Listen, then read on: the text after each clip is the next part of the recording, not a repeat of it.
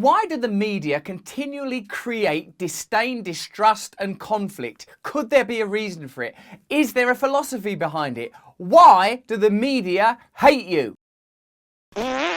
Welcome, you 4.9 million shimmering wonders, you awakening souls, my brothers, my sisters, my family beyond blood in the ethereal realm. Surely we are all one. But down here on earth, we're all separate from one another, and we've got a lot to deal with. The mainstream media seems primarily focused on turning us against one another, finding reasons to victimize and dislike particular groups or individuals. This has always been the way of the mainstream, but it is, of course, become more concentrated in the social media age. In my podcast, Under the Skin, I spoke to the brilliant journalist Matt Taibbi about the emergence of this phenomena. Under the Skin's available on Luminary. You can get it if you want to. There's a link in the description that tells you how. But this part of the conversation is especially fascinating. He talks about the realization that Trump was in a unique position to exploit particular conditions because of the way the media operates, because of the way that big business operates, and because of the inability of opposition parties and interests to directly oppose him, because so much of what he was saying when it came to drain the swamp, etc., was true and could never be addressed from the left. You are going to love this video. It's going to explain to you, to some degree, how we're in the position we're in now. Stay to the very end and please comment, because I want to know what you think about it. Like, yeah, I suppose I said a lot of stuff there. One is like, is there just is it the professional class of people don't like sort of when it, sort of working class people? And in the countries we're talking about, the majority of those working people are still like white. You can probably, you can sort of say really just in pure numbers. Is that a significant thing? Has there always been a kind of antipathy? And then perhaps as it's come up, do you think that these divisive issues that have been exacerbated by COVID, Brexit, Trump being just a couple of examples, have somehow legitimized pre-existing cultural tensions that were always there and just waiting to be somehow realized?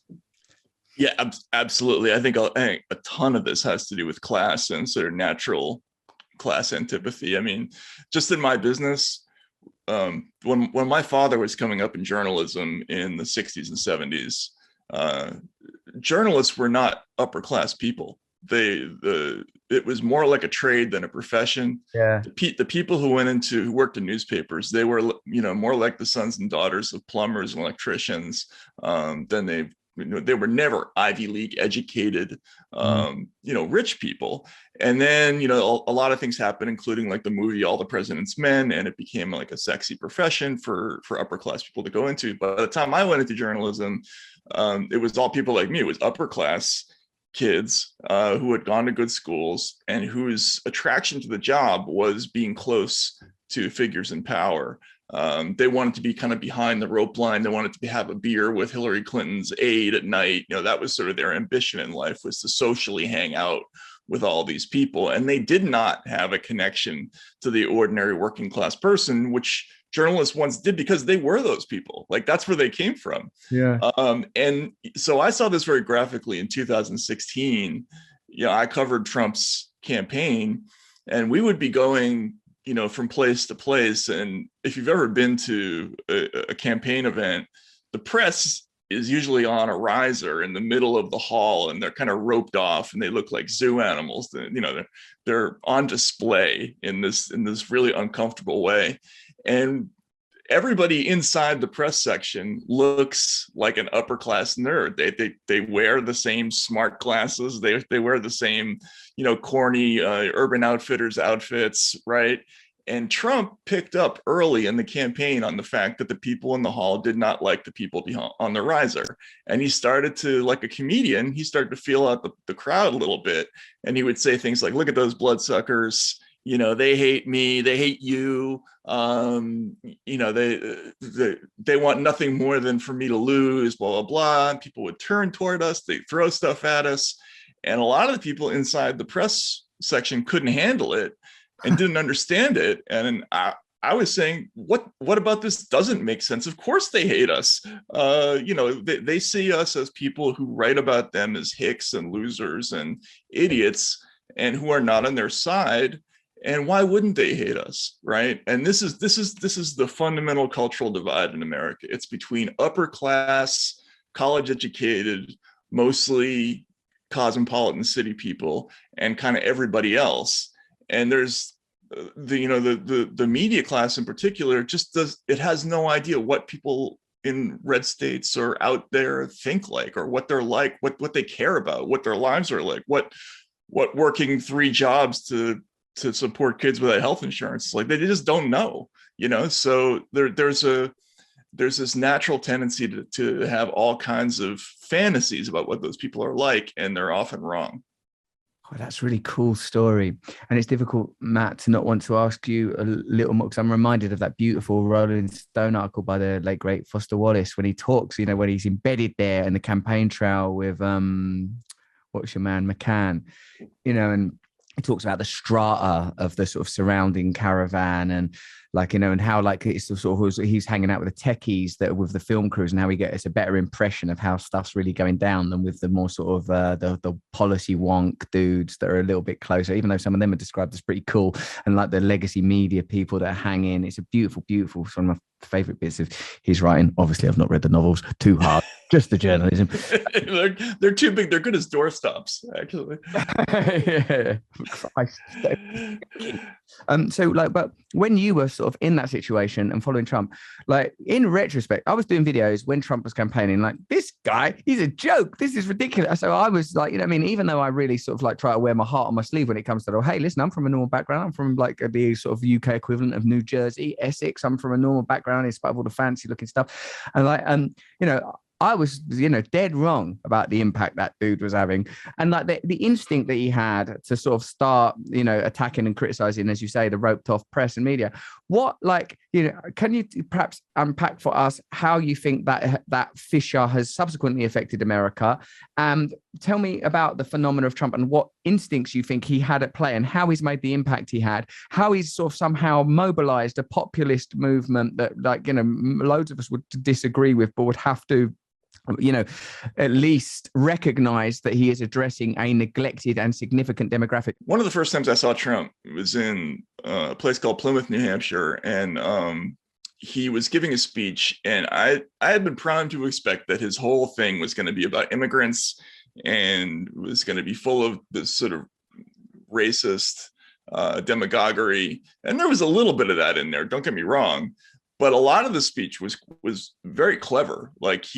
He said something. He had just been in a debate where there was a pharmaceutical lobbyist. Well, actually, Jeb Bush, his campaign manager, his financial director, was Woody Johnson, who is the CEO of Johnson & Johnson, the pharmaceutical company. And he had been in the crowd during the debate, if I remember correctly. But Trump said to the crowd, he says, "You think Jeb Bush is going to lower your pharmaceutical prices? Of course not. He's got a pharmaceutical CEO running his campaign. Of course he's not the guy." And then he says, "Jeb Bush is no different from Hillary Clinton. They're bought by the same people. They're funded by the same people." And I'm listening to this, and I'm looking around at the crowd, and I'm seeing that they're completely glued to what he was saying. I mean, you've probably you see this with performers. Some people have a sense for how to grab the room, and some people just don't, right? And he really did. And I thought to myself, this is going to work. And I remember I wrote this piece saying, Trump is onto something. He's clicking with people with messages that basically the system is not designed to address their problems, because there really is kind of a conspiracy of powerful interests at the top that runs both parties, and he's grabbed that message and he's running with it. No one else is going to touch it, except Bernie Sanders, who is being suppressed by his own party, right? So later on, I was sort of talked out of the idea that he was going to win by some Democratic pollster, and that was a huge mistake in my journalism career. But I think what Trump did that was unique was that he listened. Essentially, I mean, he could see that there was this tremendous amount of anger out there. He connected with ordinary people because he has the same tastes that a lot of ordinary people do. A lot of people think of Trump as like, that's what I would do if I had $1 billion, like that's the house that I would live in. So yeah, no, I think he just listened. He just did a simple thing. He listened, and he clued into the basic stupidity of the political system, and he had the balls to call it out. And at that point, it's not hard. Like, you get into, you talked about the animal energy with which he dismissed Jeb Bush in a debate. Like, once you have that central truth, all these characters like Marco Rubio and and Bush and Ted Cruz, they become just easy to dispense with, because they got nothing, in the battle to come back at you with. So yeah, he was onto something, but unfortunately he was kind of the wrong person to tote that message, but it's an electric message, which is why it's been so hard to suppress it.